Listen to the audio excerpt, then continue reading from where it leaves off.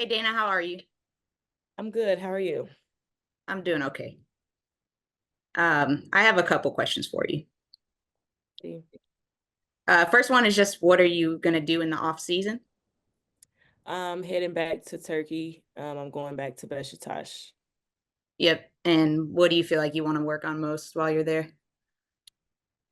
Um, my goal this season in Turkey is to lead the league in assists. I've led the league in scoring the last 2 years. That's something that everybody know I can do. Apparently, that's all I can do. So just leading the league in assists, being a better passer, being able to hit my big more on the road, whether that's a pocket pass, lead them to the basket, just being better in that aspect. Also, just defensively over there, I want to be a pest. I want to also lead the league in steals as well, and just really challenge myself in other ways outside of just scoring a basketball. Winning, obviously, is always the goal too. We got to the Euro Cup finals last year and we came up short. So that's still a nasty taste in my mouth, and I still want to get back there and win it. So winning and just being better. And this might be a harder question, but what areas of your game do you feel like you gained the most confidence in this season? Um, Honestly, my confidence was pretty shaken up for half the season. So that's a tough one. I would just say knowing that I can get to my spots whenever I want to, and just knowing that um, I can clean up the areas that weren't the best this season. Yep. And I just wanted to follow up on what you and Izzy were talking about yesterday with social media harassment. And like, first of all, I'm really sorry that that's going on. That's terrible. Um, but I did want to ask just because you've been with the Sky for, since 2021. And do you feel like that the social media stuff that you're dealing with personally has been going on since 2021? Or do you think it's changing? Absolutely not. I don't remember any of our fans really ever saying like nasty things, or I mean, they would critique us basketball wise, but Yeah. I never remember it being about jealousy or made it something outside of basketball. I don't remember any of our fans ever doing that. I've always remembered them to be transparent as well. Like I said, they were honest about what we were doing on the basketball court, but this time is different. It's been harassment, it's been super nasty, and it's really been just leaving a nasty taste in my mouth, especially like when Izzy said, just seeing that people that look like us are coming for us. And you guys know how hard it just is for a Black woman in this world as well. And to be getting bashed and harassed over the game of basketball was just, it was tough. But like I said, I don't take L's. I just learn from everything and I bounce back even better. So this was just something, another bump in the road, and something that helped my mental and helped me as a person and as a player to just be even better. Do you still feel loved by Chicago fans? And like the reason I ask that is because I feel like for most of your career, you've been a fan favorite, like in the stadium itself. Yeah, I still feel like Sky fans have love for me, and I will always love Chicago Sky regardless of what takes place in the off season. If I'm here or if I'm not here, I will always have love for them. I won a championship here. I would, so I do feel like they still love me, hopefully. And last one for you, Dana.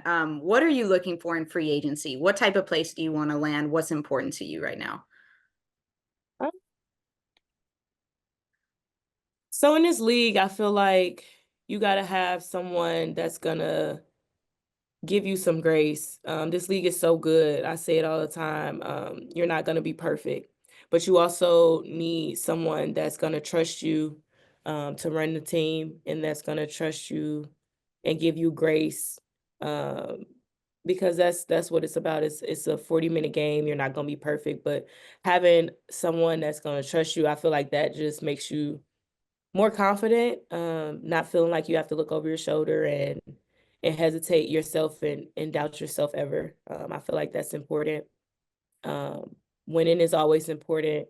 I've This is my first time not making the playoffs, so that's tough.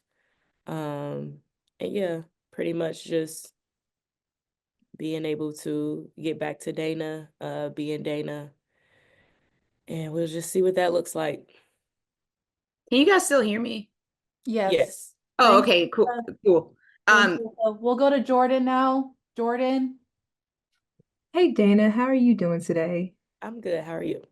I'm doing all right. So my first question is on the mental aspect. I do apologize about everything you've been through with the social media. So I guess just talk about for you as a professional athlete, what's been something you've been doing throughout the season when it comes to stuff like that? Like mentally, what's been your go-to to help you overcome that? My go-to, I feel like has just always been my parents. They are everything to me. They have gotten me through the toughest times, the hardest times. They've been with me through the ups and the downs. They've been someone that I just know that I can always lean on. And my dad he says that it wasn't supposed to happen like this, but it was supposed to happen like this. He always says that everything happens for a reason, like me, and that um he felt like the weakest part of my game was always my mental. And this has challenged my mental and just me as a person, beyond what I could tell you. But like I said, I grew from this. It was a learning experience. And going to my parents and having people in my corner, and also just knowing that God has a plan for me. And He's brought me too far to leave me now. Leaning on Him as well, diving into my Bible study, getting closer with Him. Yeah, that's pretty much been what I've been doing for my mental. Thank you. And then my other question is obviously going into the season, you were one of just four players from the previous squad that was brought back, a lot of new players, a lot of young players. I guess just tell me, what was your favorite part about playing with a bunch of new different people this season, along with being under Coach Teaspoon? I would say just, building relationships. I feel like besides my rookie year, this is probably the first year that I've like hung out with almost everybody on the team and just building relationships with them and also building a relationship with Teaspoon. Um, yeah, it's been good. Like we had a really good group of young women, and we came together regardless of what was going on. We tried to stay together as one. Yeah, and I would just pretty much just say just building those relationships. Thank you. Thank you. We'll go to Carly and then Andy. Hey Dana, you've gone through three coaches in 2 seasons, and that's a lot of change for a player to go through, and three coaches with three very different coaching styles. How would you assess, a season where you finally do have a head coach that's been there, the entire season and is new into the league as well? How would you assess Spoon's first year as a head coach? It's obviously never going to be easy in this league. I feel like we were doubted from the beginning, and I feel like they had us at 12 and we didn't finish at 12. That's a win itself. Obviously, we wanted to make a playoffs and we came up short, but I feel like we never just gave up. We never just threw the towel in. We kept fighting for her. We wanted this to be a great first year for her, and I feel like she's learned a lot from this season as well as us. And yeah, I feel like it could have been better. It could have went different ways, but you just learn from it. I feel like she learned a lot this year, and it was challenging because she had to deal with a lot of injuries. She had to deal with sickness, and I mean, not making excuses, but it was a really tough year for us just in general. And then also, you spoke last night about social media and also this morning. And if you don't feel comfortable answering this question, that's completely fine. But what do you think the league can do to help protect you as players and as people, especially with the incoming eyeballs that have come onto the league and that will continue to come moving forward? You know, I honestly, I feel like it's just more so having sports psychologists that you can talk to, just having those resources and those outlets to be able to get those things off your chest and vent to someone and know that it's protected and that you can talk to someone like that in that area. Because I feel like it's pretty much just up to you. Like, you got to just be mentally stronger. You got to be tougher, because I feel like I don't think it'll get I don't think it'll get easier is what I'm saying. I think with new eyes and people, that if we just got nasty people in the world, and they're not going to change. So just having resources, I'll say, and hopefully we can just get people to understand that we're humans and not just athletes. And then just a last one from me. At the beginning of the season, you told me that this was kind of like graduating high school and you're in this, or graduating college and you're in this new form. Now that you've kind of entered into, this fifth post year of college in the WNBA, and you said it was a challenge, but when you just look at what you were able to do, how would you evaluate yourself?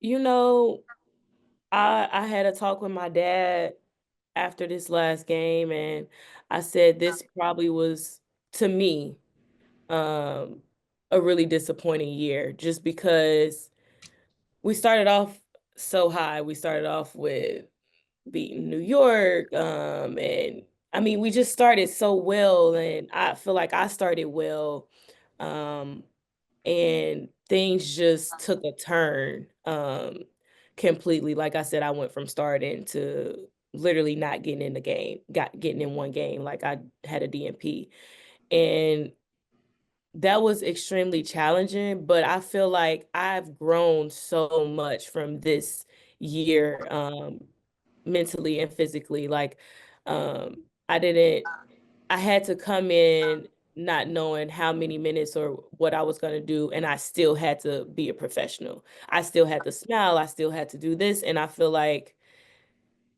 I won this battle. I feel like this was a challenge, and I feel like I passed the test. Now, on paper, the numbers and all the stats, you probably say I didn't, but for me and what my dad feels as well, we beat this test. We aced it, and we move on, and I'll be better next year.